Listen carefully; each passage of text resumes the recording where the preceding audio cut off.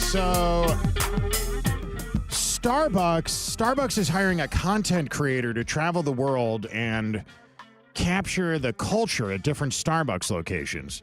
It'll be so exciting for them to hear what's the bathroom code in multiple languages. I think that's a lot of fun. Hi, I'm Kenny Webster. Thanks to everybody for connecting to me. Right now, we are on, besides being on the radio, we're on X, we're on Facebook, we're on Rumble, we're on YouTube. And the reason why we have a guest in studio, right-wing firebrand, Liberty Republican State Representative Brian Harrison is in studio.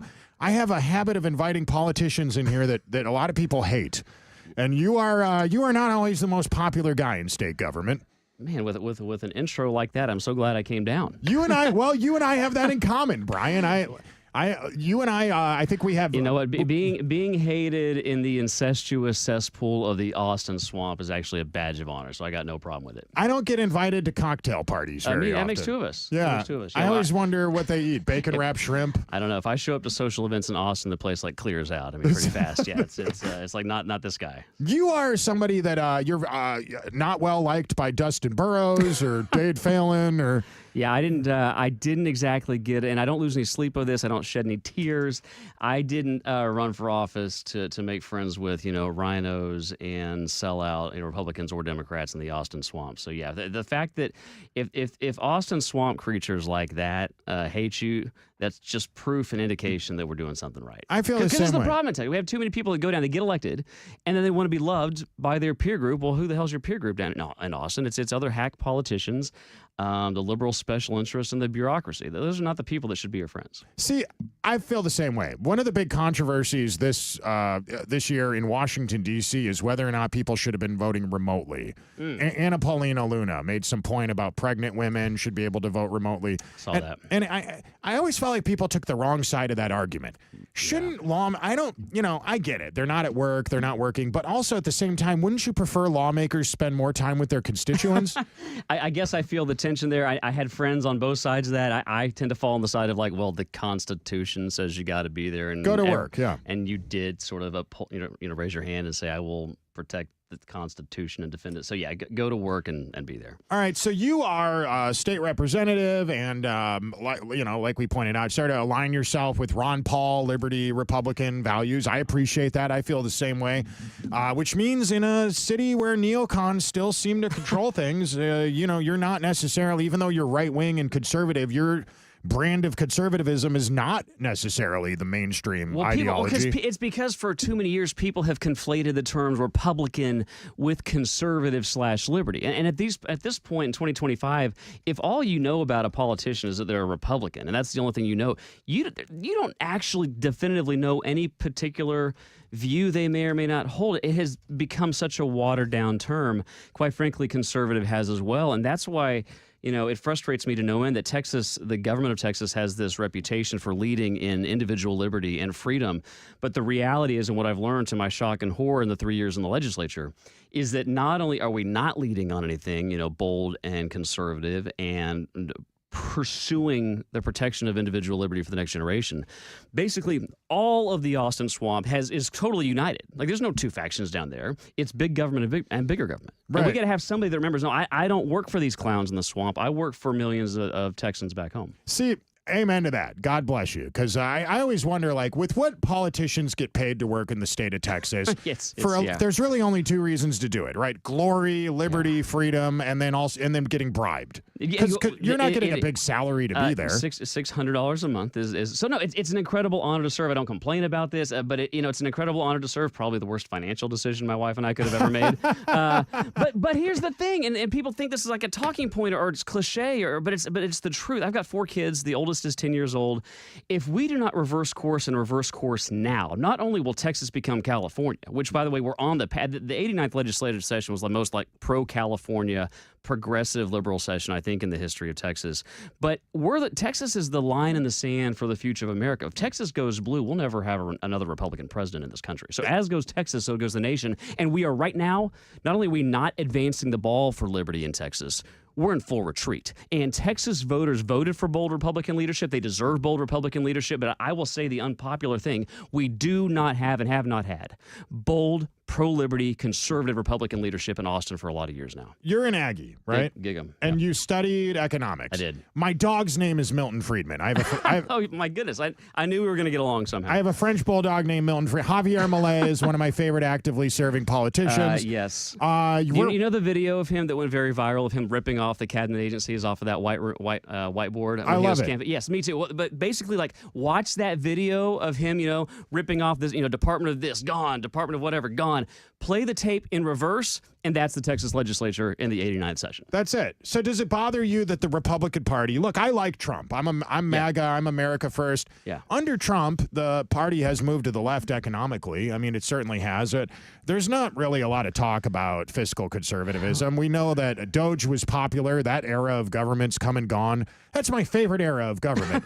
Isn't that suck? That it was, yes. So, and look, I support the president. I was very humbled, honored, proud. I worked for him. I was his chief of staff at the biggest cabinet agency, the U.S. Department of Health and Human Services, during the first term. I was thrilled to see what the Doge team did in the first half of this year. And quite frankly, this is how, what a damning indictment the state of affairs the Texas government is. The Doge team in D.C.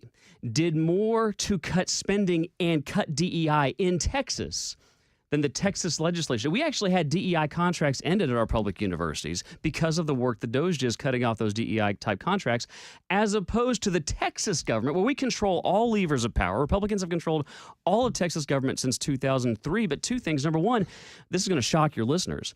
The government in Texas has grown bigger and at a faster rate under all Republican control than it did when Democrats controlled every aspect of Texas government. And if we double down on anything this session, on top of high property taxes, which we should talk about, we doubled down on basically the Biden agenda. We might be the biggest funder of DEI in all of America, the Texas government. It's maddening. Yeah, it is absolutely crazy. And there's a lot of examples of that, but it doesn't. Well, you mentioned A&M. I'm a proud Aggie. I love A&M, but I'm trying to A&M has taken a fast and hard turn to the left. Texas A&M has been run by leftists, and Texas A&M has been spending millions of dollars to promote a liberal gender ideology. They literally have a DEI and a whole DEI course to train the next generation of taxpayer-funded government DEI bureaucrats. So we've got to end them. Why the hell are leftist progressives running anything in the Texas government? It's an interesting question to ask, and we've noticed it's particularly true with the curriculum for public school educators at places like Texas A&M or UT. Yes. There's required classes you have to take there. Yeah.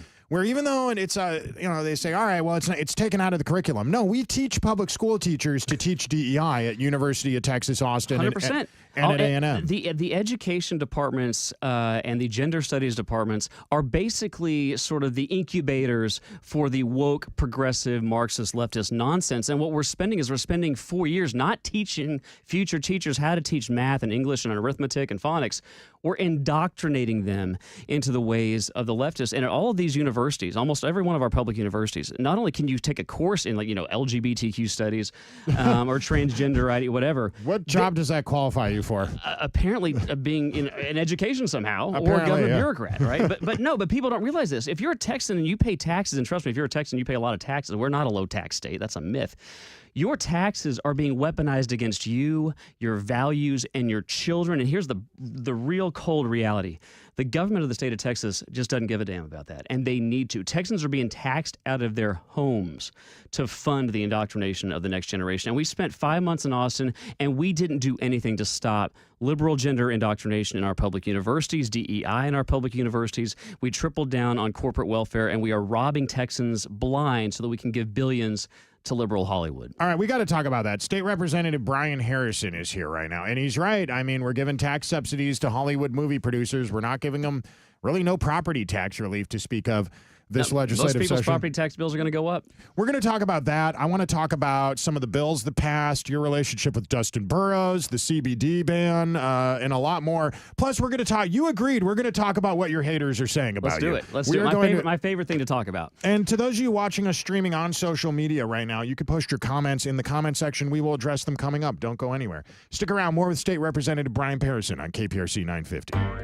This is Bernie Sanders, and you are listening to the Pursuit of Happiness Radio. Now give me all of your money, because that's the only thing that's fair.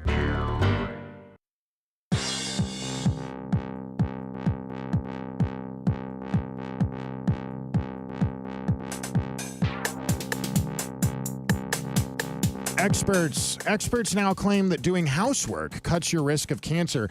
Because when is the last time a Roomba got cancer? It's true, guys. You know, that is rock solid logic. Hi, I'm Kenny Webster. Welcome back. Don't forget this Friday night, me, Jesse Payton, Chad Prather, The Right Side of Comedy, District 249. It's almost sold out. I don't know if there's a lot of tickets left, but we want you guys to be there.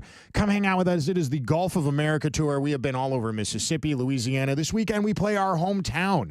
So come hang out with us for that. Right now, in studio, State Representative Brian Harrison is here right now.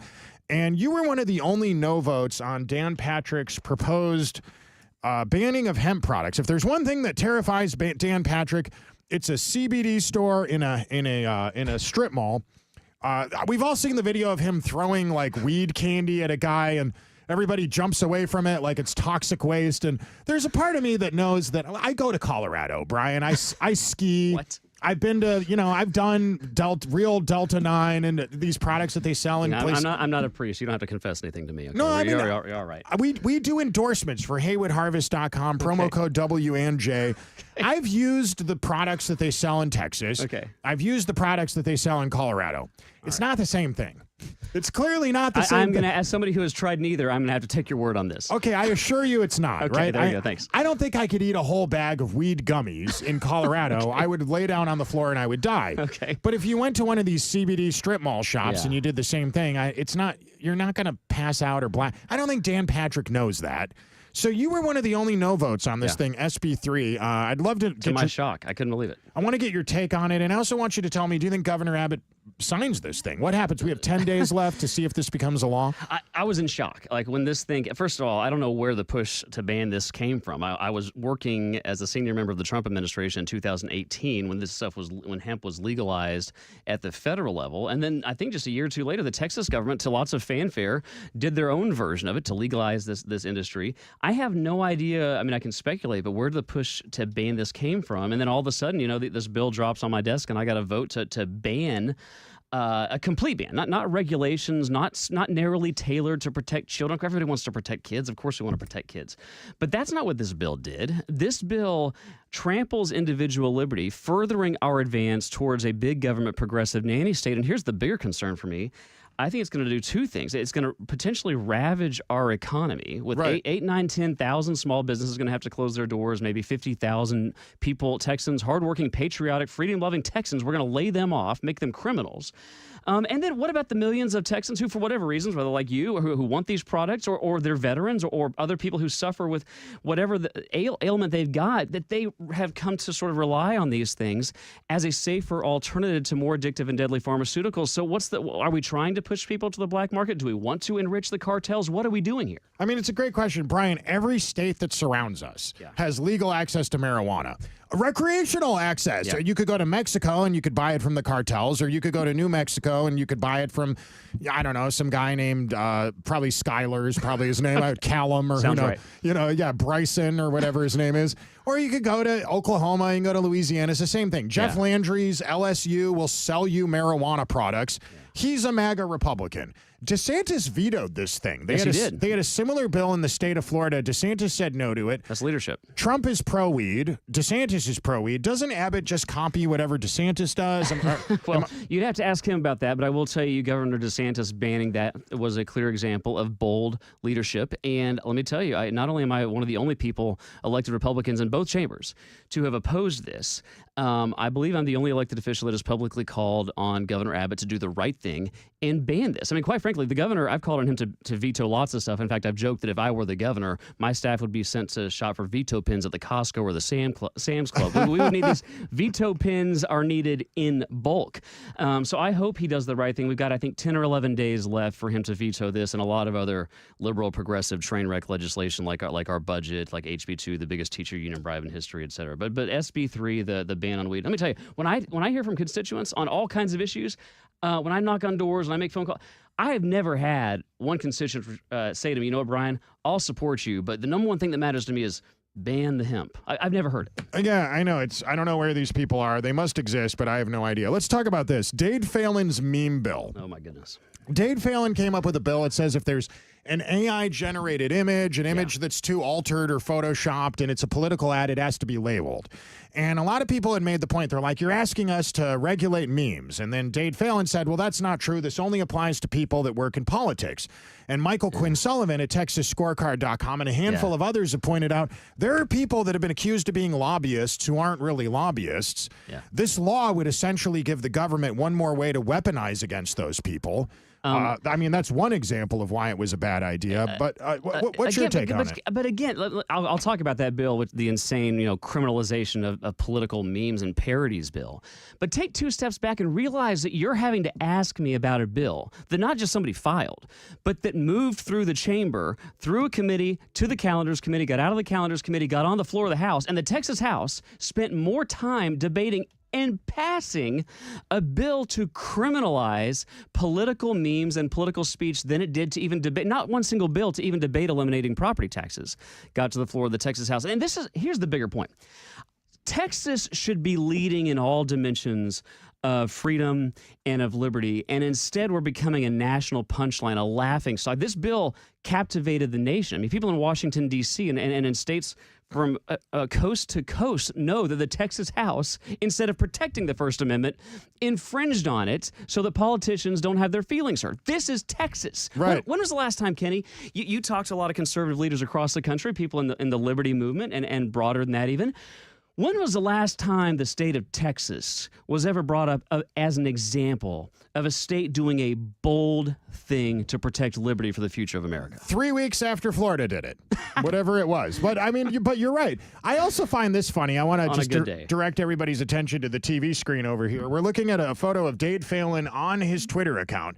By Dade Phelan's own explanation of what the law entailed, wouldn't he be required to put some kind of a warning on this or have a label at the? This is not an actual photo of Dade Phelan. This is that looks like it might even be AI generated. I can't tell. We have another one here. This is one of we thought this one was funny. This is Dan Crenshaw's primary opponent, Ava Zolari. She looks like this on her Twitter account. I don't know if you've ever seen this before. I have not. This is what she looks like in real life. Hang on, let me see if I could pull up a photo of her here. Sorry, that's poorly typed. Ava Zolari doing this live on the radio. This is what Ava Zolari looks like on her Twitter account right here. This is what Dan Crenshaw's primary opponent looks like in real life. Now, this I actually think Dade Phelan might have a point here. There probably should be some laws about this kind of misleading. These are not the same people. Give me a break. There's no way. Maybe this should be criminal, Brian. Maybe we're looking at this the wrong way. What do you think? Without commenting as to the actual pictures that you just showed me. It's clearly not the same person. I'm just saying the threat from AI is real, and maybe he had a point. No, just kidding. Of course, he didn't have a point. But no. Listen, no, we should never, under any circumstances, be adding more restrictions to the First Amendment in the state of Texas. This is outrageous. It's outrageous as what you're showing me right now. All right, so Dustin Burrows gave us, we have Pakistani Day now in the state government, and we've got, which is Zoroastrianism Day, Pakistan Day. We passed a resolution to honor Beyonce. We passed a resolution because I guess the breakfast bowls got brought back in the cafeteria. I mean, this is we were doing the big things. I do want to try the breakfast bowl. The breakfast bowl in the state capitol got a resolution of approval. The legislature spent more time honoring Beyonce, breakfast bowls, Pakistan Day, Zoroastrianism Day, and mariachi music than we did eliminating property taxes. All right, so I wish I was here joking. That sounds like a joke. Right? I mean, that's true, right? That's what they did. Sounds like a joke. So what was good about the 89th legislative? I mean, school choice, you liked that. What was good about it? The best thing about the 89th was that it finally ended. That was the best thing that could have happened. Quite frankly, the people of Texas would have been better if we'd have gavelled out the minute after Dustin Burrows got elected. So let's talk about school choice. You support school choice, Kenny? I love it. Yeah. I think it's great. I believe in education freedom. And let me be serious for 2 seconds. We have an existential generational crisis in front of our state. Only 24% of Texas 8th graders are proficient in reading and in mathematics. 24% of Texas 8th graders. Still better than Chicago. Probably still better than Chicago, okay? But we've got a massive problem. We've got too many kids trapped in failing schools, and parents need an escape route. They need to be able to put their children in the educational environment that best suits us. So I support education freedom. So I was happy, I suppose, that we did something. I had problems with the bill, but I ultimately supported it because it will help the kids that get they're called an education savings account. But here's the side of the school choice story that they're not telling you. It's not like, and by the way, we didn't blaze any new trails here. Almost every Republican state has had this. Florida, to your point, has had school choice for 30 years. 30 years. The school choice story that no one is telling, when you hear elected officials in Austin brag about this big universal program, number one, it's not universal. It's only going to help about 1% of Texas students, okay? And to get it done, we had to pass the biggest teacher union bribe at the state level, possibly in the history of teacher union bribes, in a bill called House Bill 2. It's almost $9 billion for the government education monopoly. That was the price to get our small little school choice program that will help about 1% of Texas kids. So even when we do a good thing in the Texas government, we do it the way that Nancy Pelosi would structure the deal, and it's outrageous. All right, what about this one? There was a proposed ban on vaping, virtually all vape products. I guess that got so watered down it doesn't really do anything anymore. No, but it's actually pretty strong. They broadened it. It started out as something that was, I think, partially manufactured over there, and then it was amended on the floor by Republicans for whatever reason to make the ban much broader. And it now effectively would ban almost all vapes, including flavored vapes. And by the way, I mean, I had to remind everybody on the House floor, again, I was there at the time that President Trump did this.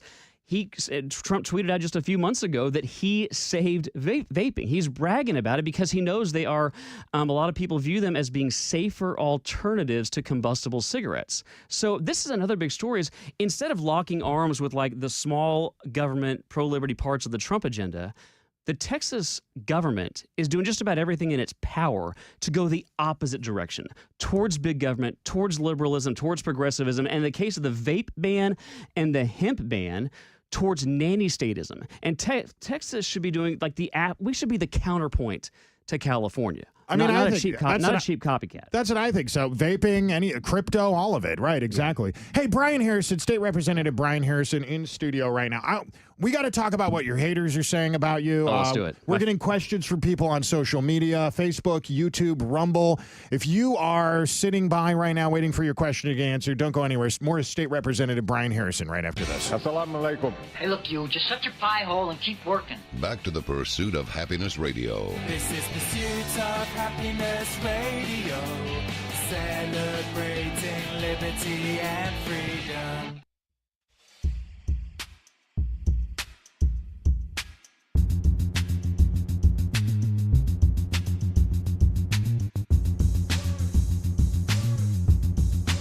All right, we are back. Let's see here. Netflix is going to invest $1 billion over the next 4 years in original content from Spain, Spanish Netflix. Anyone in the U.S. who watches Spanish knows that without turning on English captions, you'll immediately be deported. And I support it. Hi, I'm Kenny Webster. We're back from break here. State Representative Brian Harrison is here right now. And I got to put this on the screen for those of you that haven't seen this yet. This is, I think I just figured out what your new campaign song should be, Brian. It's La Cucaracha. You were called Yes. Texas Monthly. They compared you to a cockroach. Behold the 2025 legislative sessions. Hang on, let me put this up on the screen here so everybody could see. Brian Harrison reacting to the 2025 legislative sessions cockroach. Why are you the cockroach? I don't know. I mean, isn't the cockroach like, don't they flee when light shows up in the room? Like, I mean, I don't know. But what I can tell you is having a liberal leftist rag with low IQ scribes for the liberal Austin Swamp write a whole profile to try and take you out. I mean, as far as I'm concerned, it's a badge of honor. And four people wrote this article about you, Brian. and not one average IQ between them. Robert Downen used to be the guy at the Houston Chronicle that would write about people that he didn't like at different churches. And now I guess... Nice. I thought he worked at the Tribune. I guess he works at Texas Monthly. I didn't even know. I don't know who Forrest Wilder is. Christopher Hooks. Never heard of him. Allegra Hobbs. No photo there for Allegra. Allegra is a fun name. Sure. First time I've heard it. In fact, I had never even read the names. You were telling me this for the first time. I saw there were 4 authors, didn't bother reading their names. Well, do you want to? They called you a cockroach. Do you want to call them anything? I mean, it's even Steven tit for tat policy. I don't think we need to go down the road of name calling. I disagree. I love name calling. I'm not going to be mad if you do it, but I'll just say, like, if you're somebody who's happy being, a dim-witted scribe for the liberal special interest and hack politicians that control the Austin Swamp, I guess everybody, I will fight for your freedom to make your own life choices. All right, so I appreciate that. We're getting questions from people on social media. I'm just going to read some of these right now. Okay. Here's one of them. You had a bill that was supposed to decriminalize gay sex. I did not know that gay sex was illegal. Most people don't. In the state of Texas. And most people are shocked to learn that it is still actually a crime to be gay in Texas. So there's a rumor that there's all these old laws on the book, like that you're not allowed to own more than 6 marital wands because Sunday is for God or something. I don't even know if that's true. I don't know. I don't know about that one. Oddly enough, the bill did not pass. It failed to pass. It passed the House. And yes, I was a joint author on that bill. I've supported that bill for years, as has, by the way, this is a top priority for the Trump administration. He had a top global initiative to decriminalize homosexuality. Our U.S. Senator Ted Cruz has for years been calling to repeal that, and one of the most conservative members of the U.S. Supreme Court, Clarence Thomas, called our law, and I'm not making this up, he wrote this in writing, that our ban on being gay is, quote, uncommonly silly, and said if he were in the legislature, he would vote to repeal that. So, yes, I stand with President Trump, Ted Cruz, and Clarence Thomas in supporting getting that law off our books. Even Clarence Thomas. Wow, how about that? Clarence Thomas, yes. All right, these comments appear to both come from fans of yours and critics of yours, so I'll just paraphrase here. Let's go with the critics. Future political ambition. Do you plan to run for something else now that you've become a target for the liberal media? Do you plan state senator, mayor of somewhere? My wife and kids are going to take a vacation here in the very near future. I'm going to get caught up on sleep after spending 20 hours a day combating the incestuous cesspool of the Austin Swamp, and we will make some decisions and some announcements in short order after that. But here's what I care about. I care about making Texas the Texas that everybody outside of Texas believes that Texas is, and protecting liberty for this state and whatever is the most impactful way to do that. All right, so the Texas Monthly's accused you of not doing anything but tweeting this session. They've accused me of lots of things. For the record, I'll defend you on that. Dr. No, that was Dr. Ron Paul. It was. But Holly Hansen at thetexan.news asks, what would you consider your accomplishments were this session? Oh my goodness, I think it's undisputable at this point that we have brought and ushered in an entirely new paradigm of transparency that Texas has never had in its government until I got elected 3 years ago. And that's why you're seeing the squealing from the mainstream media, the liberal ads, my ex-feed. And by the way, I had never tweeted in my life until 3 years ago. Okay, for all of my time in one of the most senior levels of the Trump administration, I never did so much as issue a single tweet. But I couldn't be more shocked than I was when I got elected to the Texas legislature and learned it's run by a collection of rhinos and Democrats in my beloved Texas. And so we have ushered in a new era of transparency, because until Texans understand the betrayal that's happening at the hands of Republicans, we're going to have no shot at fixing this state. But I had lots of other impact, too, even on policy that I could be here for a long time talking about. I mean, for example, the school choice bill, it was going to include illegal aliens until I got in and forced that to be removed from the bill. So there are lots of things like that. All right, here's a question from a neocon in Austin, Texas. I will tell you, this guy's a friend of mine. He's a John Cornyn insider. He's a Dan Crenshaw, but he's a neocon. I won't say what his name is, but he knows that because he's watching right now. Yeah. You were on Team Trump. You were a supporter of, Operation Warp Speed now. What are your thoughts on that now that time has passed? I was the chief of staff at the U.S. Department of Health and Human Services when COVID hit.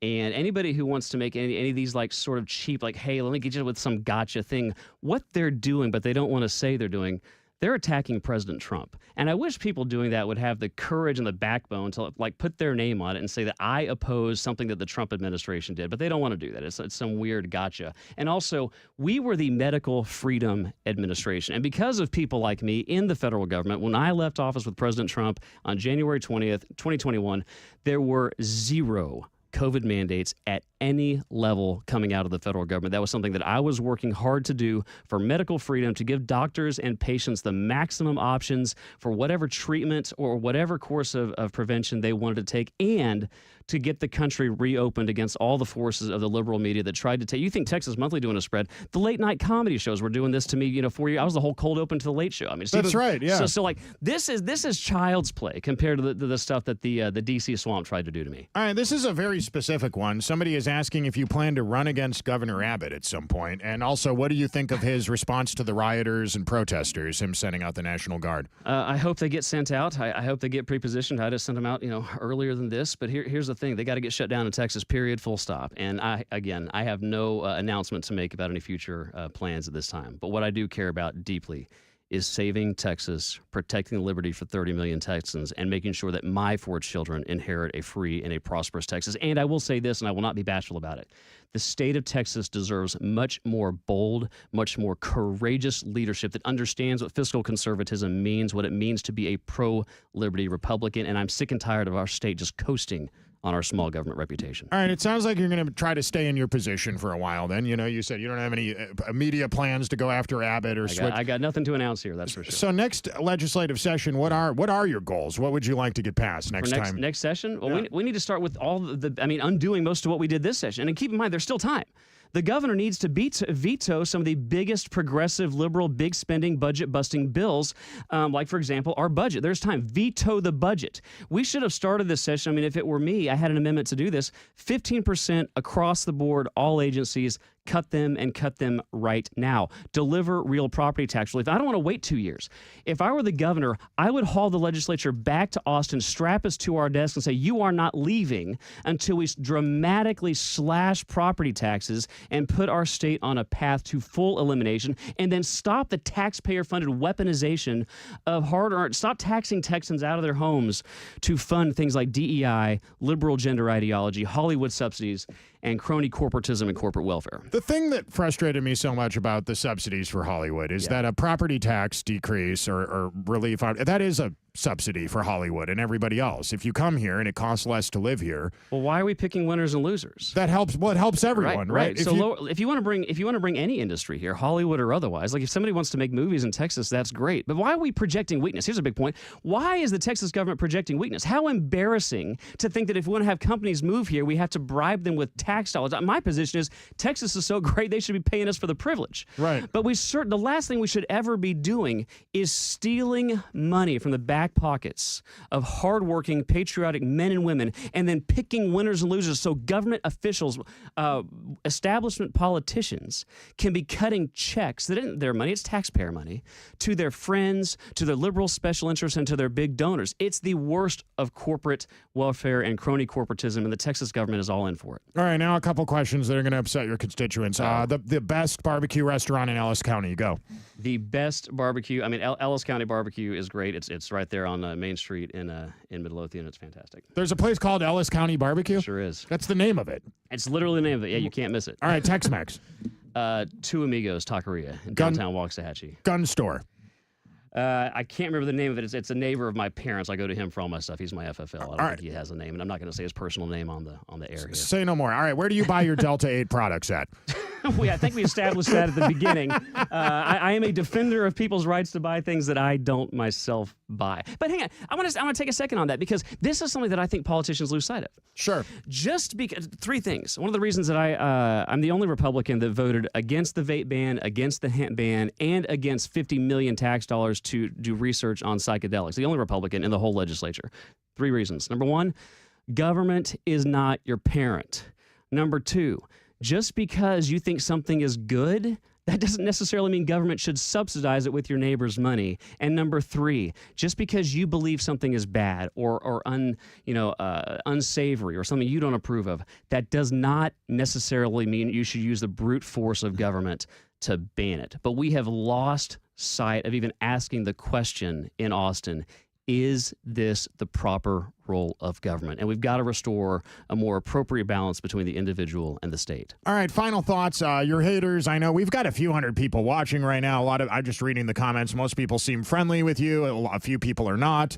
I have a feeling that Robert Downen and a handful of other people might be watching because they follow me. I don't know who that is. The guy that wrote the article about you at Texas Monthly. Oh, great. Yeah, okay, wonderful. These people are obsessed with me. I don't get it. Any comments for your haters? I will fight for your freedom and liberty as much as I fight for the freedom and liberty of people who actually are conservative and the people that I represent back home. I love it, my man. Hey, Brian Harrison, I want to thank you for stopping by today. I'm Kenny Webster. If you guys enjoyed this interview, follow me on social media. Follow Brian, too, of course. Obviously, he's an elected official, makes decisions that affect tens of millions of people all over the state of Texas, and a lot of big announcements about the upcoming election season and the last legislative session in Texas were announced on this radio show. You just watched more than 30 minutes of them right now with State Representative Brian Harrison. So do follow the podcast for Kenny Webster's Pursuit of Happiness. Download the Walton & Johnson smartphone app and visit us this Friday night, District 249. Me, Chad Prather, Jesse Payton, and a lot more. I love you all. We'll be back bright and early tomorrow morning for more of what you bought a radio for.